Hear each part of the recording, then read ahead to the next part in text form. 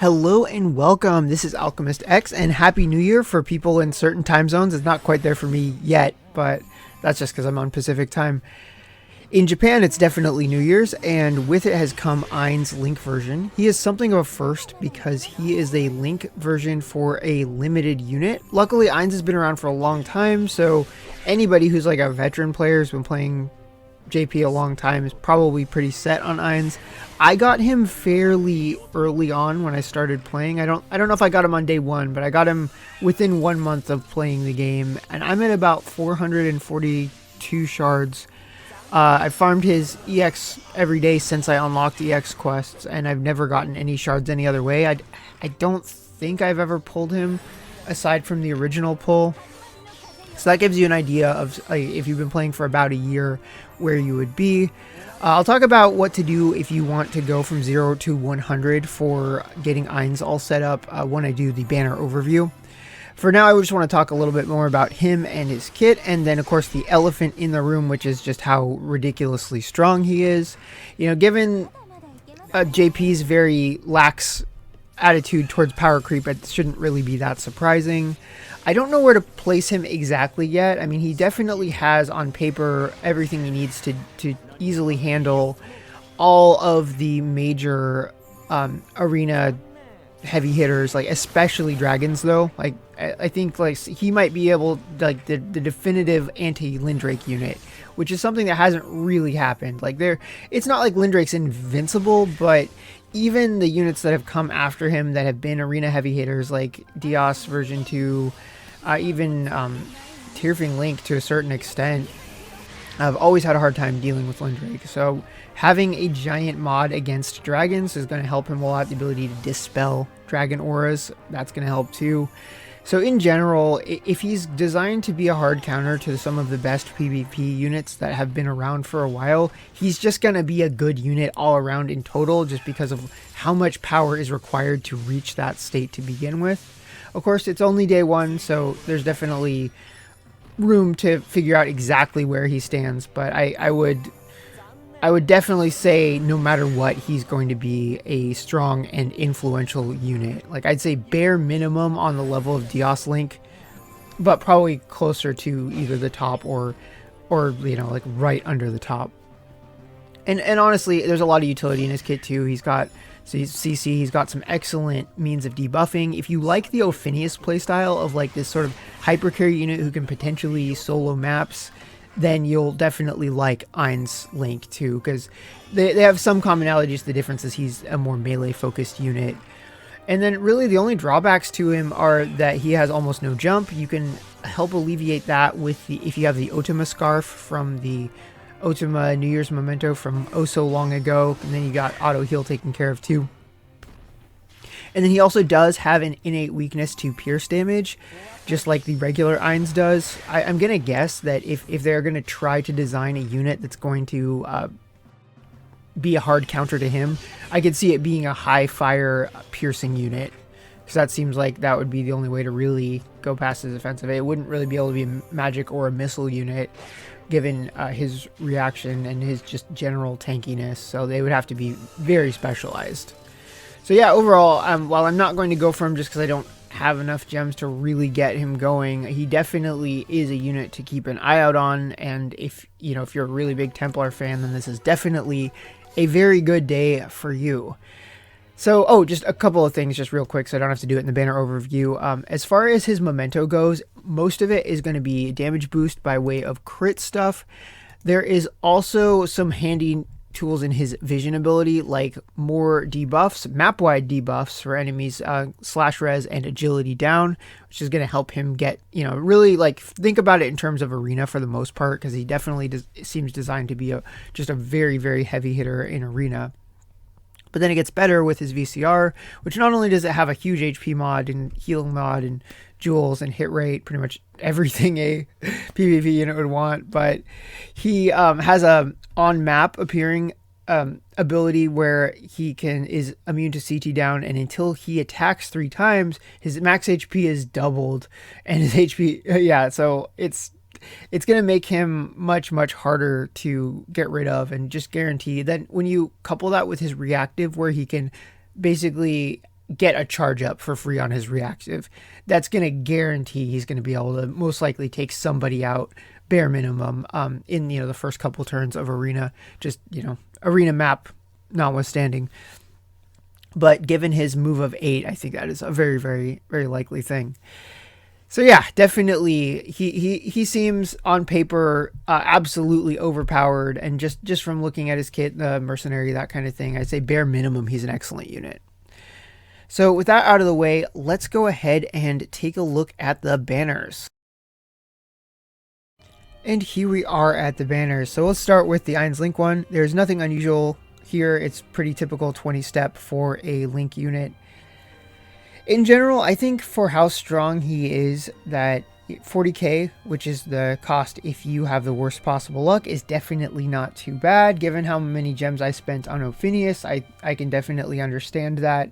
The only thing you have to contend with here is that if you don't currently have a regular Eins with all 7 of his gates max, then that's something that you're going to want to think about. Of course, you don't have to get him from 0 to 100 today, but if you want to, then you'll want to take a look at the Eins Soul banner that's going to be in a little bit. But overall, he's definitely going to be expensive, but that's going to come with the territory. 1, with being a Link unit, and then 2, being a Link unit based off of a limited unit. So just, everything about the kit is going to be limited, but you also get an absurdly strong arena unit out of it. So if you want his memento, it's pretty solid as far as banners go, just because you can also get the other limited mementos for him, one of which will also give you a cool skin for soul. So there's a lot of value just in general. Of course, I would only ever expect anyone to get the brand new one with the selector, but if you do get one of the other ones along the way, it's, it is nice. I always like it when there's no normal pool mementos in there. Then we get to the pickup banners. Now, nothing too unusual here. I will say the selection is really nice, though.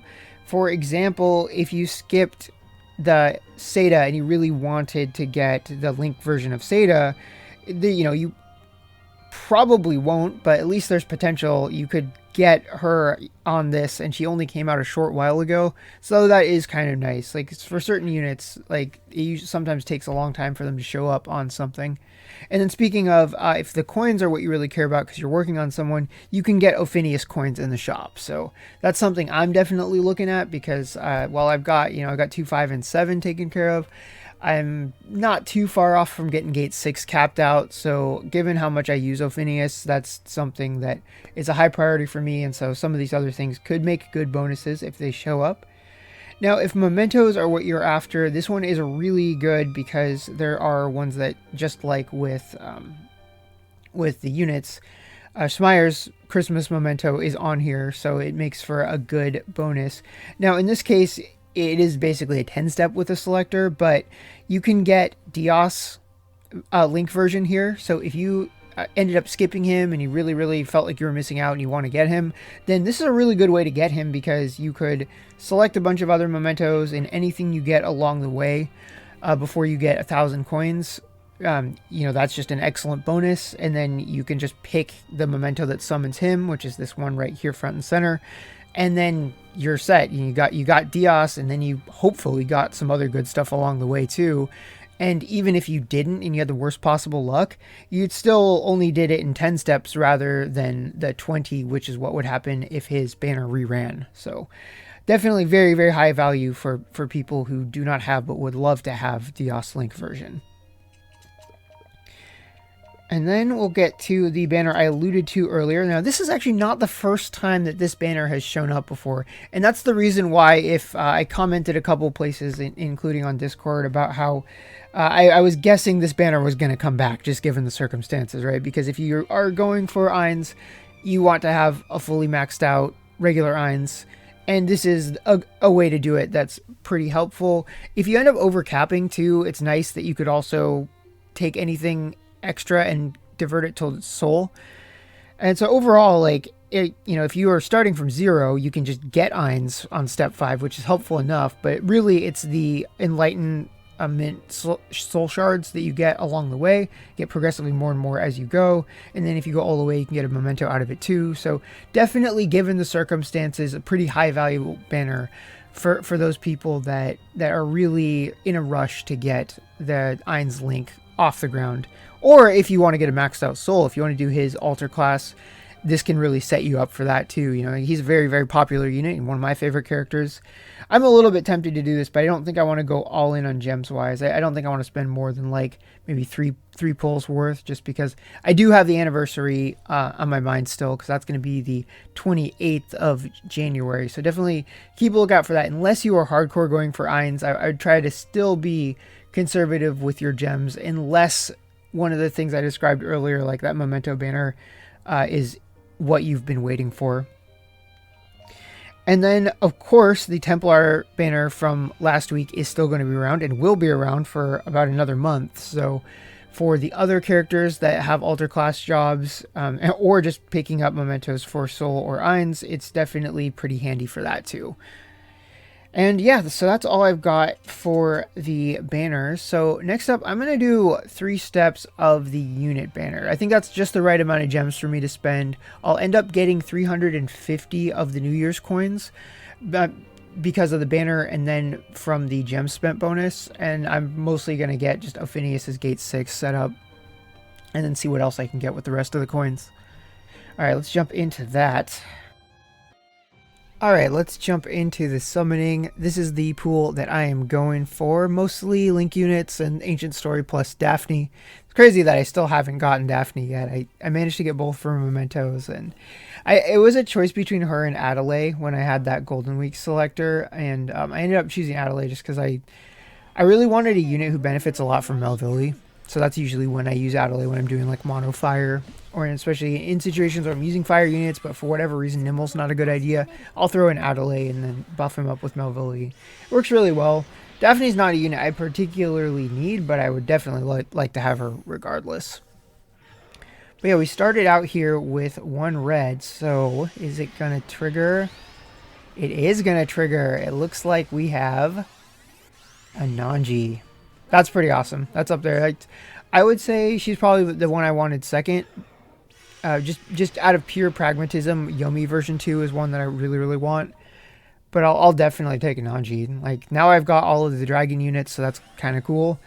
And there's some things I want to try with her. You know, I don't have Yaris Link, who is probably the unit who single-handedly benefits the most from a Nanji, but there's still a lot of other good water units out there. I really want to especially try some teams that use both Neville and Vermeo, and then maybe a unit who does a lot of buffing like Melville, and just see if I can combine the slash buffs that a Nanji can give, plus the just base stat buffs that Melville is going to give, and see if I can turn some units that aren't super strong normally into a little bit more damaging units. Because a lot of times, especially when it's a fire boss, I'm often using Neville anyway, just because of all of his debuffs. So if I can, you know, just add a little more damage on top. So this one is a dud. Kind of to be expected. I honestly think that Nanji is probably where this session is going to peak. That's happened most of the times where when I get something right at the beginning, and it's just you can't really top it. This is like the kind of banner where you would really, really want to have some just excellent luck and get like a double feature, but it's not. It's definitely not really likely. It's hard enough to get a set with just a single featured in it. It seems like hitting an average of 6% is difficult enough, even though that's the posted rate. It can be. It's really tricky because they're sets of 10 and not sets of 1. So you always have to be aware of that. I honestly think that the rates in a game like Genshin or Star Rail are actually better, just because you can do the single summons. Ooh, oh man, I had some really good luck in Star Rail, but I'll talk about that in another video. Because I do want to talk about this most recent patch, because there's a few good things. So this one was not featured. It was Rado. I still need to raise him. I really want to see how well his snowball stacks with Dios Link's snowball. But yeah, that's it for the summoning. So that is going to get me some of the gem milestones, and I'll have, aside from the 250 from the challenge board, just 350 coins to work with. And most of that's going straight to a Phineas. So yeah, we'll just close out the video by just taking a look at a Nanji, see what her little model animation is like. So if you're summoning, good luck, and I will see you all next time.